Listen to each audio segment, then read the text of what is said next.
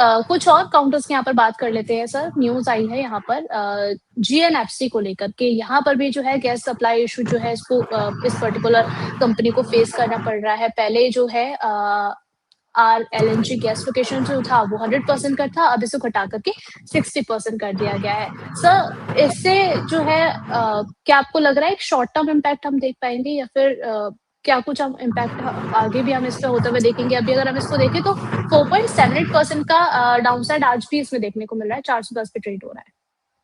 Ma'am overall structure ही week है, ये तो न्यूज बेस्ड करेक्शन है, ठीक है, एक लेवल पे सेटल हो जाएगी।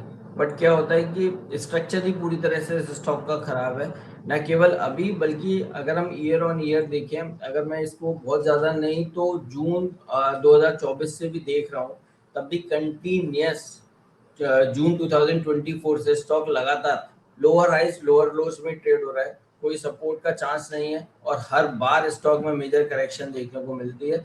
अभी ये 410 के आसपास ट्रेड हो रहा है, हो सकता है 2-4-5% का बाउंस बैक आ जाए, बट ओवरऑल स्ट्रक्चर पूरी तरह से वीक है। 370 तक की डाउनसाइड भी देखने को मिल सकती है, तो व्यू नेगेटिव है। कोई भी उछाल आता है एग्जिट करने की सलाह होगी, और अगर यहाँ भी एग्जिट करना चाहते हैं एग्जिट कर सकते हैं। देखिए मुझे याद है मैं फ्राइडे को आपके साथ जुड़ा था और याद होगा एक रिलायंस पर एक क्वेश्चन था और हमने बोला था कि हैवी वेट काउंटर्स में इन्वेस्टेड रहेंगे तो सुकून से नींद आएगी।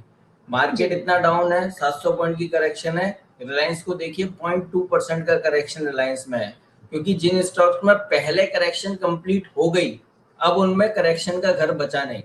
इसीलिए मैं आईटी स्टॉक्स को एक्यूमुलेट करने की बोल रहा हूँ, क्योंकि आईटी स्टॉक्स ने पहले ही करेक्शन कंप्लीट कर ली, अब गिरने के लिए कुछ है नहीं। इंडेक्स के साथ इंडेक्स के कॉन्स्टिट्यूएंट्स है, तो इसीलिए अगर इंडेक्स गिरेगा तो आईटी स्टॉक्स को भी थोड़ा गिर सकते हैं, बट जो मेजर पेन 5%, 8%, 10% वो ऑलरेडी देख चुका है मार्केट, तो इसीलिए गिरावट में हैवी वेट काउंटर्स पे ही फोकस करना है। आपको शांति से चैन से नींद आएगी, भले ही और 2-4-5% गिर जाए। तो एक रिलायंस बहुत बढ़िया एग्जाम्पल है, इसलिए मैंने आप लोगों के साथ शेयर किया। चलिए, तो रिलायंस पे आप फोकस करके चल सकते हैं। इस मार्केट में जितनी अनसर्टेनिटी बनी हुई है उस दौरान कौन-कौन से ऐसे स्टॉक्स हैं जहाँ पर आपको फोकस रखना चाहिए? सर साथ ही साथ हम गेल में भी आज गिरावट आते हुए देखते हैं 3.61% की। अब इसका सप्लायर जो है वो गेल ही है, 150 पर ट्रेड कर रहा है, यहाँ पर क्या स्ट्रैटेजी होनी चाहिए? मैम यहाँ पर भी फ्रेश ब्रेकडाउन हुआ है, लग रहा था कि ये स्टॉक सपोर्ट का काम करेगा, 160 के नीचे नहीं जाएगा, लेकिन मार्केट अनसर्टेनिटी में स्टॉक में ब्रेकडाउन दे दिया है। अभी और करेक्शन दिखा सकता है, आने वाले दिनों में 140 तक की डाउनसाइड गेल में देखने को मिल सकती है। तो व्यू नेगेटिव है, लेकिन पोर्टफोलियो में अगर पोजीशन है तो आप होल्ड करके चल सकते हैं। नया ना तो बाय करने की सलाह है ना शॉर्ट करने की सलाह। चलिए ठीक है। नेक्स्ट हम बात कर लेते हैं अल्ट्राटेक सीमेंट की। यहाँ पर जो है अल्ट्राटेक सीमेंट जो है रिन्यूएबल एनर्जी सेक्टर में अपनी एंट्री को बढ़ा रहा है। अब सर इस इन्वेस्टमेंट के बाद में क्या हम अल्ट्राटेक सीमेंट को जो है वो लॉन्ग टर्म के लिए कंसीडर करके चल सकते हैं या फिर अभी फिलहाल इसमें पोजीशन बनाई जा सकती है? मैम बिल्कुल, अल्ट्राटेक में भी आप पैसा डाल सकते हैं, व्यू सिमिलर है, 3 बार में पैसा डालना है। 11,500 के लेवल बहुत अच्छे हैं स्टॉक में, अगर आप देखें तो हाइस है, ऑलमोस्ट मोर देन 10% का करेक्शन बीते 5-7 सेशन में ही देखने को मिल गया है। तो व्यू में वही है, सिंपल 3 बार में पैसा डालना है। फर्स्ट लेग ऑफ इन्वेस्टमेंट यहाँ पर शुरू होती है, आप पैसा डाल सकते हैं, लेकिन ये वही सोच के डालना है, 3 बार में पैसा डालना है। हैवी वेट काउंटर है, सपोर्ट की अगर मैं बात करता हूँ तो 11,300 पर सपोर्ट निकल कर आ रही है, तो कोई यहाँ से मेजर पेन नजर नहीं आना चाहिए। अगर फिर भी आता है तो वहां पर सेकंड आप इन्वेस्टमेंट करेंगे। फर्स्ट इन्वेस्टमेंट 11,550 जो भी सीएमपी है यहाँ पे कीजिए, 250 पॉइंट का नीचे और करेक्शन मिलता है 11,300, वहां पे सेकंड इन्वेस्टमेंट बनेगा, और मैक्सिमम डाउन साइड अगर कुछ हो सकती है तो 10,800 हो सकती है। तो फिर वहां पर रिव्यू करेंगे क्या करना है, बट 2 लेग में आप यहाँ पे हाल फिलहाल तो पैसा डाल ही सकते हैं। चलिए ठीक है, तो यहाँ पर आप इस पर्टिकुलर काउंटर की तरफ अपनी नजर घुमाकर देख सकते हैं, बिल्कुल फोकस करके यहाँ पे चला जा सकता है। नेक्स्ट हम बात कर लेते हैं टाटा पावर की। 370 पर सर ये चल रहा है। ओवरऑल मार्केट को देखें तो इस पर भी अच्छा खासा असर हमें देखने को मिल रहा है। 1.21% की यहाँ पर गिरावट है आज के दिन में। क्या सलाह रहेगी यहाँ पर? मैम थोड़ा सा करेक्ट करूंगा, उस लेवल का पेन इस स्टॉक में अभी कम आया है। देखिए मुझे याद है और मेरे पास स्क्रीन है, अगर हम 10 दिन पहले के चार्ट्स देखते हैं तो 10 दिन पहले निफ्टी का लेवल शायद 25,000 था और स्टॉक का लेवल 380 था, और आज के सेशन में निफ्टी 23,800 पर खड़ा हुआ है, 1200 पॉइंट का करेक्शन, लेकिन स्टॉक 371 पर खड़ा हुआ है, केवल 2.5% की करेक्शन अपने रिसेंट हाई से दिखाई है।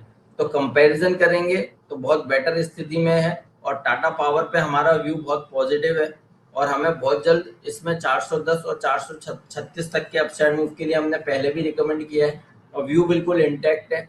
और आप देखिए ऐसे मार्केट में भी जो हमने स्टॉप लॉस दिए हैं, वो स्टॉप लॉस अभी भी इंटैक्ट है।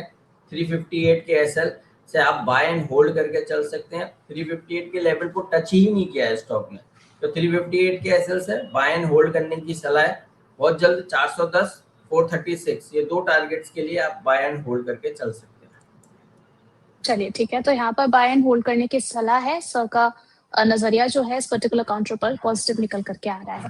नेक्स्ट हम यहाँ पर सर कुछ क्वेश्चंस और हैं, उनके बारे में बातचीत कर लेते हैं। हमारे दर्शक जानना चाह रहे हैं, संजय पारिक जी हैं, आरवीएनएल पर आपका नजरिया जानना चाहते हैं सर। मैम व्यू नेगेटिव है, आरबीएनएल में और करेक्शन बन सकती है। आरबीएनएल में कोई भी चार्ट स्ट्रक्चर काम नहीं करता, केवल और केवल ऑर्डर के चलते स्टॉक में अपसाइड मूव देखने को मिलता है, बट जहां भी ऑर्डर का फ्लो रुकेगा स्टॉक में मेजर करेक्शन बनेगी। पूरा सेक्टर नेगेटिव है, तो व्यू नेगेटिव ही है हमारा इस स्टॉक को लेकर भी और पूरे सेक्टर को लेकर भी। और इनफैक्ट देखिए रिसेंटली लो जो बने थे उसके पास ही काउंटर ट्रेड हो रहा है, तो और करेक्शन दिखा सकता है आरबीएनएल। 260 रुपए तक की डाउनसाइड देखने को मिल सकती है, एग्जिट करने की सलाह।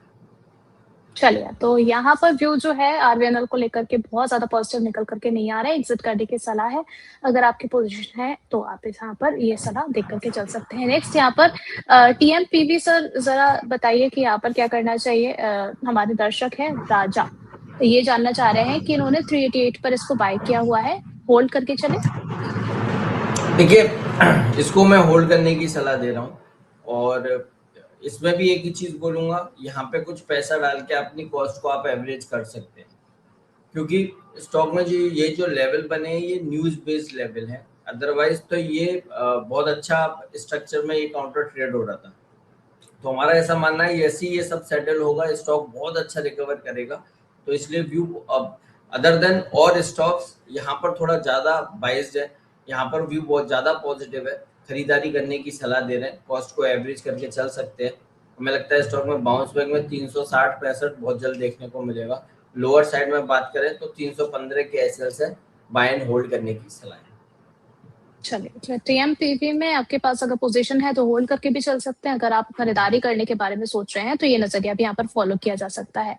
नेक्स्ट यहाँ पर चावला जी का क्वेश्चन है पार्क मेडी वर्ल्ड को लेकर के कि सर इसने क्या प्रॉफिट बुक कर लेना चाहिए। मैम स्टॉक का नाम पार्क मेडी वर्ल्ड।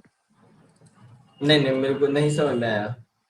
PAR की पार्क, पार्क, ME अच्छा पार्क मेडी वर्ल्ड पार्क मेडीवर्ल्ड, यस जी। 200 रुपीज पर ट्रेड हो रहा है। मैम बाइंग रेट इनका कितना है?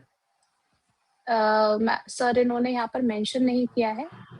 ओके, देखिए जो स्ट्रक्चर बना हुआ है जी, यहाँ पे इतना मुझे पता है क्योंकि ये हमारे रेगुलर व्यूअर हैं और जब ये आईपीओ आया था तब से इन्होंने यहाँ पर इसको होल्ड किया हुआ है सर। ओके, देखिए जो स्ट्रक्चर बना हुआ है स्ट्रक्चर तो पॉजिटिव है स्टॉक का।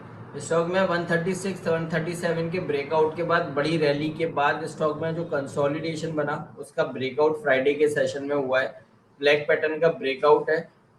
देखिए कहीं से भी ऐसे स्टॉक्स में क्या होता है जो कंटिन्यूस अप ट्रेंड देते हैं, मार्केट की वोलेटिलिटी का कोई फर्क नहीं पड़ता, तो ऑल ऑफ अ सडन उनमें प्रॉफिट टेकिंग देखने को मिलती है। तो आपके लिए सबसे बड़ा जो इम्पोर्टेंट रोल है वो आपका स्टॉप लॉस का है। तो आपको क्या करना है, बिना स्टॉप लॉस के तो ट्रेड करना ही नहीं है, ये चीज ध्यान में रखिए। अदरवाइज हो सकता है स्टॉक कभी भी रिवर्स दिखाए, लोअर सर्किट लगना शुरू हो जाए और आप बेच ही ना पाए। तो इसलिए हर दिन आपको स्टॉप लॉस लगाना ही लगाना है। भले ही 5% 7% आपका प्रॉफिट कम हो जाएगा, लेकिन आप सेफ रहेंगे। तो आपको यहाँ पर जो भी आपकी बाइंग रेट है मुझे नहीं पता, हाल फिलहाल जो स्ट्रक्चर है 190 190 के स्टॉप लॉस से आपको पोजीशन होल्ड करके चलनी है। कल भी अगर ये तेजी दिखाए तो आप अपने 190 वाले स्टॉप लॉस को ऊपर ट्रेल कर लीजिएगा, 195 कर लीजिएगा। ऐसे करके रैली को एंजॉय कीजिए लेकिन विदाउट स्टॉप लॉस आप ट्रेडिंग मत कीजिए, अपने पैसे को ओपन मत छोड़िए, कोई भी आएगा वैनिश करके चला जाएगा। तो इसलिए मेरा सजेशन है 190 के एसएल से होल्ड करने की सलाह। चलिए ठीक है, यहाँ पर नेक्स्ट हम बात कर लेते हैं। सर आरबीएनएल पर आपका जो व्यू था वो पॉजिटिव नहीं था, आईआरएफसी पर? वहां भी नेगेटिव है, वहां तो अभी ऑफर फॉर सेल आया था और उसके बाद जी। भी हमने काफी टाइम इस स्टॉक के लिए नेगेटिव ही बोला है और हमारा टारगेट 94 और 90, ये दो टारगेट्स के लिए हम बार बार इसको नेगेटिव ही बोल रहे हैं। तो व्यू सिमिलर है और आज के सेशन में 95 का स्टॉक ने लो बनाया है, तो अभी भी और करेक्शन बढ़ सकती है आईआरएफसी में, तो एग्जिट करने की सलाह।